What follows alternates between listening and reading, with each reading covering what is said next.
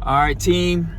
Another day down. It's a Monday, but let me tell you something. This Monday was one that will probably go down in the history books as being probably the most busy because we were moving. As soon as we hit the door today, all types of things were happening. All types of needs were being manifested, and then also we have to be able to respond whichever way is most necessary to help the people, to work through what's going on, and to be a leader, right?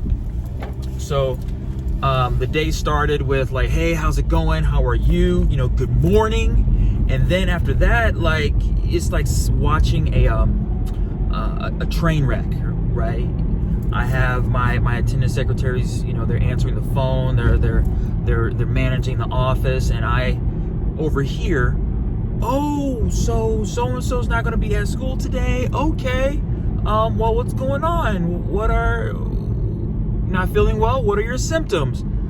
At that moment, instantly, I developed this pit in my stomach, and as you're watching this train wreck or car crash happen, your face tends to tense up, and then you get all anxious because you are hoping that everything is going to be okay, and you don't have to extensively contact trace a school building or staff members, right?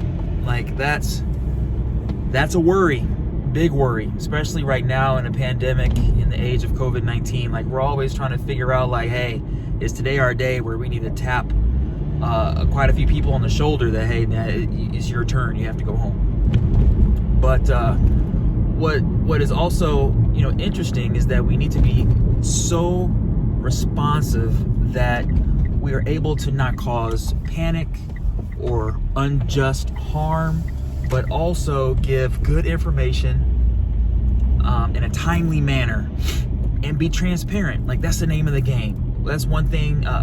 Multiple things that I'm learning in this moment of being a principal is that it's super duper important that we are as transparent as possible all day, every day, even on Sunday.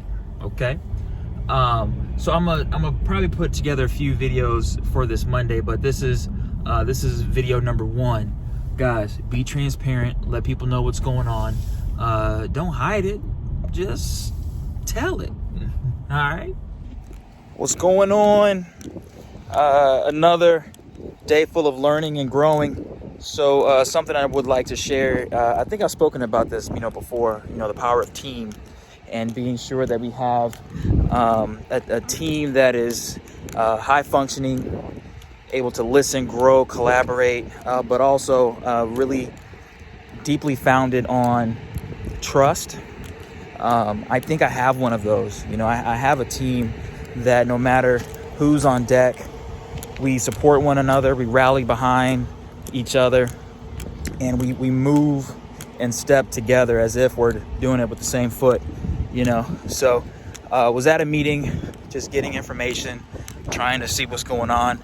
And as the meeting finished and I got back in my car and came back towards school, I happened to see kids, like a bunch of them, like walking out the building, like single file, like together.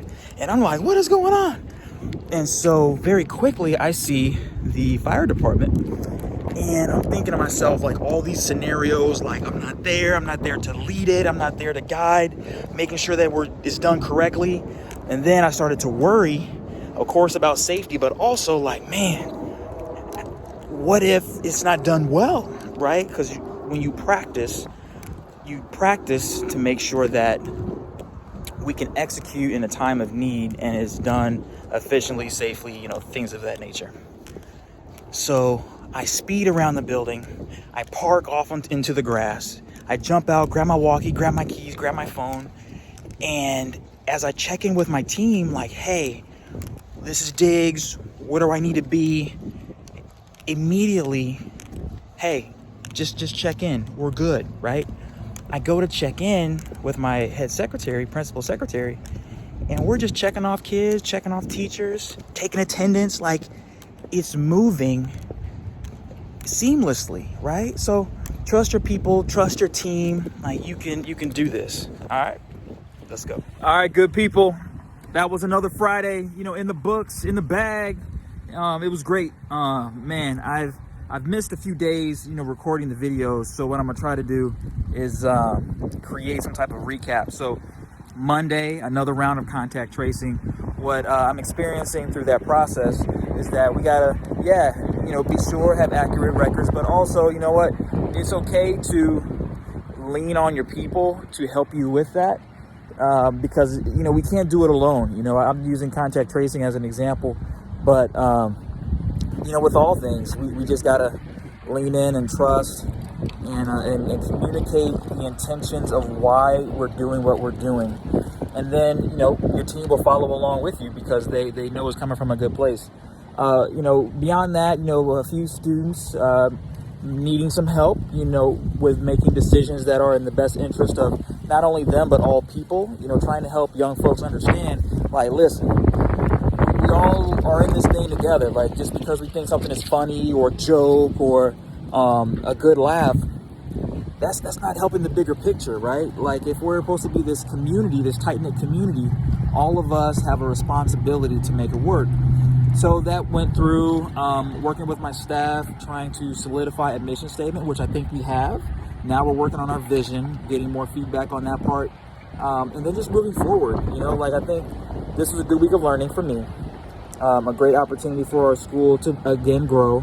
And as we're looking at second semester, now we got to create a schedule again. Now we have to see how we can just further evolve as a building, as a staff, as a student body. I have some pretty cool ideas when it comes to painting, maybe a mural in our future, and I'm excited about that. So, hey, let's go do something awesome, and let's be great.